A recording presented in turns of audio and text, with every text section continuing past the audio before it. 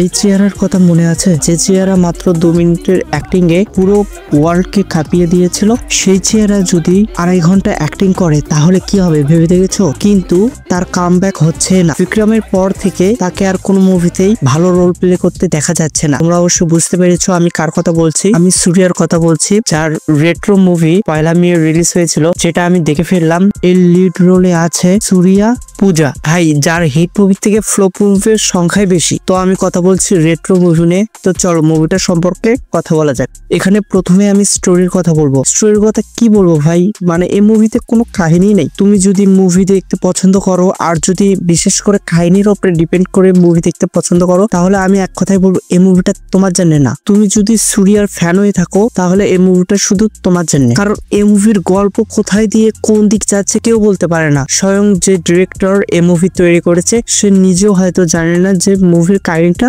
কোথা থেকে কোথায় যাচ্ছে। তো চলো এর ফার্স্ট হাফ আর সেকেন্ড হাফ নিয়েই কথা বলা যায়। ফার্স্ট হাফে দেখানো হয়েছে যে আমাদের নায়ক, তার যে পিতা ছিল সে মারা যায়, পরে তাকে এক গ্যাংস্টারের স্ত্রী তাকে পালিত হিসাবে নিয়ে নেয়। তো এখান থেকে বিশেষ করে কাহিনীটা শুরু হয়ে যায়। তার যে সৎ বাবা তাকে দেখতে পারে না। সে ছোটবেলা থেকেই ক্যারাটে, কুংফু এসব বিষয়ে খুব আগ্রহী ছিল, তাই তার মা তাকে ক্যারাটে স্কুলে ভর্তি করে দিয়েছিল। এখান থেকে সে মারামারি শুরু করে। তার সৎ মা মারা যাওয়ার পর হঠাৎ একদিন ট্রেনে তার বাবাকে অনেক কয়েকজন গুন্ডা অ্যাটাক করে। তখনই সে সৎ ছেলেটা তাকে ফাইট করে বাঁচিয়ে নেয়। সেখানে তার সৎ বাবার মনে হয় যে সে তার ডান হাতিয়ার হতে পারে। তো এখান থেকেই তাকে বিভিন্ন দুর্নীতি, বেআইনি কাজে জড়িয়ে নেয়। তো এখান থেকে শুরু হয়। তারপরে দেখা হয় নায়িকানির সাথে। নায়িকানি তাকে বলে তুমি যদি এসব ছেড়ে দাও তাহলে আমি তোমাকে বিয়ে করব, এছাড়া বিয়ে করব না। তো এখানে সে সব ছেড়ে দেয়, কিন্তু ছেড়ে দেওয়ার আগেই তার বাবার গোল্ডেন ফিশ নামের বাক্স, যেখানে অনেক গান রাখা ছিল, সেগুলা উধাও করে দেয়। পরে সে বলতে চায় না। তো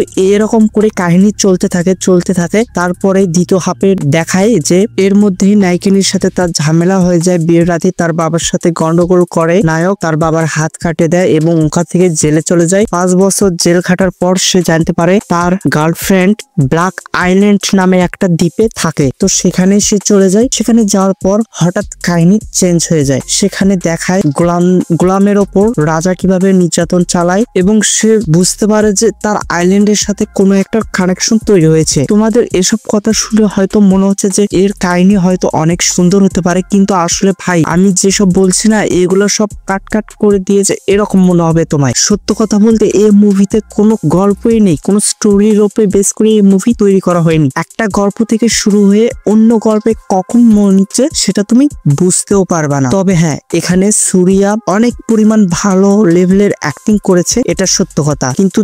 কিন্তু ছবির আসল কাহিনীটা কেউ বুঝতে পারবে না আমার যতদূর ধারণা। আমার মনে হয় যে সূর্যা এসব স্টোরি সিলেক্ট করে না, তাকে অন্যজন স্টোরি সিলেক্ট করে দেয়, সে শুধু রোল প্লে করে। আচ্ছা যাই হোক, এই মুভিটা অনেককে ভালো লাগছে, আবার অনেককে একদম খারাপ লাগছে। আবার অনেকে বলছে এরকম জঘন্যতম মুভি এর আগে কখনো দেখা হয়নি, এরকম পর্যায়ে মুভি তৈরি হয়েছে। তো যাই হোক, এটা সাউথ ইন্ডাস্ট্রির মুভি, হয়তো সেখানে ভালো চলতে পারে, কিন্তু সাউথ ইন্ডাস্ট্রি ছাড়া অন্য কোনো ইন্ডাস্ট্রিতে এই মুভিটা অত ভালো রিভিউ পাচ্ছে না, বিশেষ করে এর গল্পটার কারণে। তো যাই হোক, তোমরা কে কে রেট্রো মুভি দেখেছো অবশ্যই আমাকে কমেন্টে জানিয়ে দাও, আর কে কে দেখতে চাও তারা অবশ্যই কমেন্টে জানিয়ে দাও। আর হ্যাঁ, আমি তোমাদের বলেছি এটা আমাদের নতুন চ্যানেল, তো আমাদের চ্যানেলটিকে সাবস্ক্রাইব করে দাও। আমরা এরকম মুভির রিভিউ, নতুন মুভির বিভিন্ন আপডেট নিয়ে চলে আসবো। তো আজকের ভিডিওটা এই পর্যন্তই। Good bye.